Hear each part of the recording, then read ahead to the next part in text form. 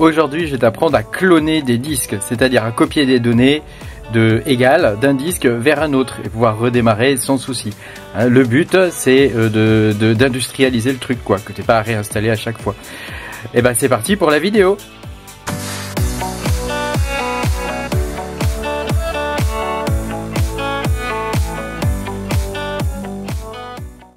Bonjour à tous les amis, je suis très content de vous retrouver aujourd'hui pour cette nouvelle vidéo où je vais vous apprendre à cloner des disques.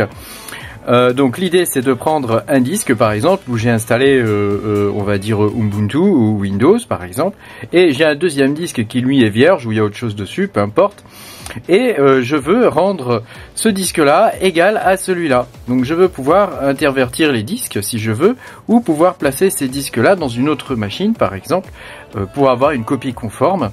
Voilà, j'aurais juste une fois le premier redémarrage effectué à changer l'adresse IP par exemple et le nom de la machine et je suis parti. Donc ça permet d'aller beaucoup plus vite quand on fait des déploiements.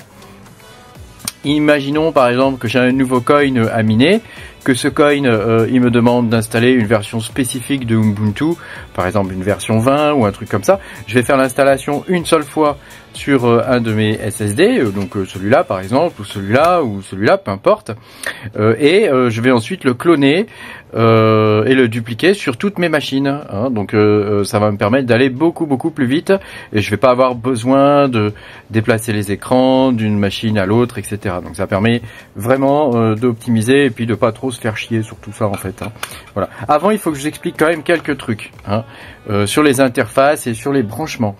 Alors ces disques là, les disques SATA comme ça, donc ça c'est des disques avec une interface SATA, hein, c'est pas des disques NVMe, c'est des SSD avec une interface SATA. Tu les branches à ton ordinateur avec un petit adaptateur comme ça. C'est un adaptateur USB 3, hein, tu vois c'est bleu dedans, USB 3 vers SATA, hein, donc tu vois c'est tout simple, ça se plug comme ça. Tu branches ça aux fesses de ton PC ou là où tu veux, hein, sur un port USB 3 bien sûr.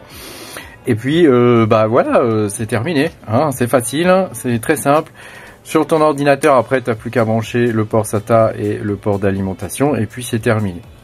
Là où c'est un petit peu plus compliqué, c'est sur ces disques-là, les disques au format M2. Alors, ce qu'il faut bien comprendre, c'est que M2, c'est un format, mais ce n'est pas l'interface, hein. Tu peux avoir des disques M2 au format SATA, donc SATA 3 par exemple, comme celui-ci, et tu peux avoir des disques M2 au format NVMe, hein, qui est beaucoup plus rapide. Donc tu vois, il faut faire attention.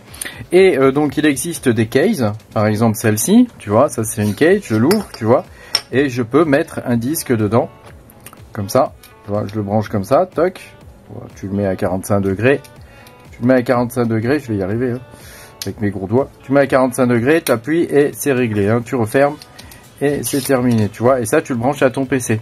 Le truc c'est que celui-là, je vais te montrer, celui-là, cette case, c'est une case qui est SATA. Je sais pas si on voit bien. M2 SATA SSD, là, c'est écrit là. Donc tu peux pas brancher dedans de disque NVMe. Donc celui-là, c'est un disque NVMe.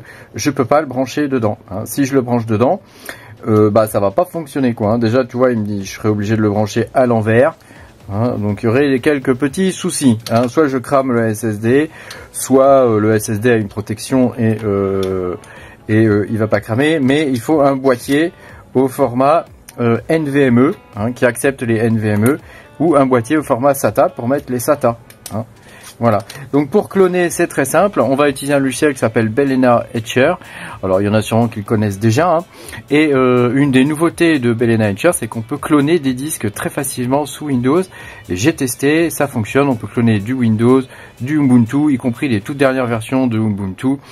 De tout ce que j'ai pu tester, ça fonctionne. On peut cloner d'un disque vers un autre disque sans souci, hein. Voilà. Le seul truc à savoir, c'est que tu ne peux pas cloner un disque de 1 Tera, par exemple, comme celui-ci, vers un disque de 128 Go. Alors, ça, c'est pas possible. Ton disque de destination doit toujours être plus gros que le disque de source, quoi, hein. Donc, quand tu vas faire le cloning, tu vas avoir un disque source. Imaginons celui-là, c'est mon disque source, hein, c'est celui où j'ai installé Ubuntu, donc qui est donc plus petit que mon disque de destination, qui sera celui-là où je vais donc cloner mon Ubuntu, hein. Au premier boot, j'aurai juste à changer l'adresse IP par exemple et le nom de la machine et puis c'est tout. Donc on passe sur le PC et je te montre comment on fait tout ça. Ok mon ami, on est de nouveau sur le PC. Je vais te montrer comment ça fonctionne, tu vas voir, c'est très simple. Il te faut d'abord télécharger Etcher de Balena, donc Balena Etcher. Tu vas sur le site etcher.balena.io. Ne va pas sur un autre site, télécharge bien sur le site d'origine. Tu cliques sur Download Etcher ici. Il va t'amener donc sur cette liste là et donc tu prends ce qui correspond à ton système. Sachant qu'il y a des versions avec l'installeur, donc tu fais suivant et ça s'installe. Et puis tu as la version portable, donc que tu peux, c'est juste un exécutable que tu lances. Donc moi c'est ce que j'utilise. Donc tu télécharges ça. Ou celle qui s'installe comme tu préfères, si tu veux l'avoir dans le menu démarrer et tout ça, c'est toi qui vois. Donc moi j'ai déjà installé, j'ai déjà téléchargé la version portable. Donc je vais te montrer ce que j'ai chez moi. Donc elle est là-dedans, dans Tools, voilà, elle est dans le coin. Balena Etcher, voilà, c'est la dernière. Donc tu le lances et tu vas voir, c'est très simple. Grosso modo, faut juste respecter quelques règles et après on est tranquille. Donc tu vois ici, avant tu avais juste Flash. Tu vois, ou Flash from URL, maintenant tu as Clone Drive. Donc tu cliques sur Clone Drive, il va te demander de sélectionner le disque source. Alors fais attention, te trompe pas de disque. Donc tu prends ton disque source et tu dois l'envoyer vers ton disque de destination. Donc moi mon disque source c'est celui-ci et je l'envoie vers mon disque de destination qui est celui-là.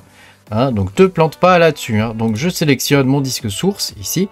Je fais sélectionner. Donc il est plus petit, toujours plus petit que le disque, plus petit ou égal que le disque de destination. Donc disque source, c'est là où j'ai mon système, je l'ai déjà installé. Et c'est celui que je veux dupliquer. Donc je fais sélectionner. Ensuite je fais select target. Et donc là je sélectionne mon autre disque, celui où je veux que je vais écraser. Donc ce disque là va être totalement effacé, il n'y aura plus rien dessus. Je fais select comme ça et ensuite je clique sur flash. Bon là je vais pas le faire parce que j'ai des trucs sur les deux disques, donc je vais éviter de cramer ce disque là juste pour la vidéo, mais voilà, tu as compris le principe.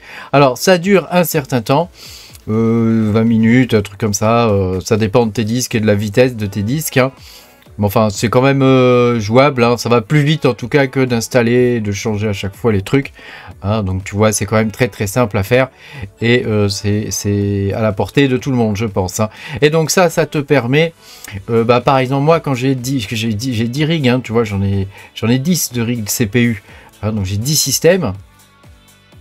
Quand j'ai besoin de réinstaller une version d'Ubuntu spécifique par exemple, ou d'installer iOS ou des trucs comme ça, bon iOS je ferai pas ça parce que la procédure est plus rapide sur iOS de flasher les disques, mais voilà, si j'avais besoin j'utilise cette méthode là pour dupliquer mes disques durs. Ensuite tu as juste à brancher ton ordinateur, changer l'adresse IP, changer son nom, et puis c'est fini. C'est fini. Tu peux même préparer un disque avec déjà tous les logiciels et tous les trucs déjà préinstallés et tu peux le cloner comme ça. Par exemple, si tu as un Node, tu le synchronises qu'une fois, plutôt que de le synchroniser 10 fois, tu le synchronises qu'une fois et comme ça tu seras pas embêté, tu auras tout qui sera copié d'un coup. Tu as juste à démarrer ta machine et puis c'est tout quoi. Voilà, je voulais te partager ça parce que je pense que ça peut t'aider. Voilà, n'hésite pas toi à me dire dans les commentaires ce que tu penses de tout ça. Et puis voilà, pense à mettre un petit pouce bleu et puis à t'abonner à la chaîne si t'es pas abonné. Puis moi je te dis à bientôt pour de nouvelles aventures. Salut!